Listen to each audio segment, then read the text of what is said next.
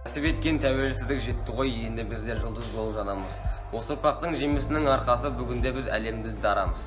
Нұр ағаның салып берген жолымен биіктерге бірге жылжып барамыз. Бостандықты қазақ қайсар сақтады, арайлы елімізге ат қала.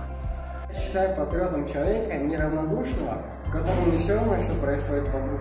Человек, который не только любит своих близких, но и свою улицу, свой дом, свое село. Он не пройдет мимо, если на улице происходит кое-что безобразное. Это человек, у которого всегда есть радость в жизни. Әлия мен мәншікті санды қыздардың, Бауыржан мен төлегендегі елдардың, қайғы мен қасиетті көтерген ұмытылмас салқын сызыр жылдардың. Ұрпақпыз біз, қанға сіңген ақындық. Халықпен қойған дайынды жақын қылып, Ыбырай мен Абайлар бар қазақта өлеңдерді тұмар қылып тағындық. Ұрпақпыз біз.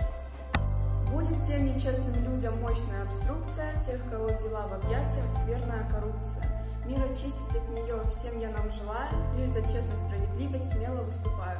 Ұрпақпыз біз, көк бірдей қаһарман сақ құндарды, тамырымызды нәр алған, зобалаңдап етегімізді су кешкен, қас батырдың жаралған. Ұрпақпыз біз, өз күшімен таралған қазақ ордасынан сызатай алмай сақтап қалған таутасын. Всем жить коррупция мешает, прогресс мысли тормозит, но пусть она не процветает, возьмет и тихо убежит.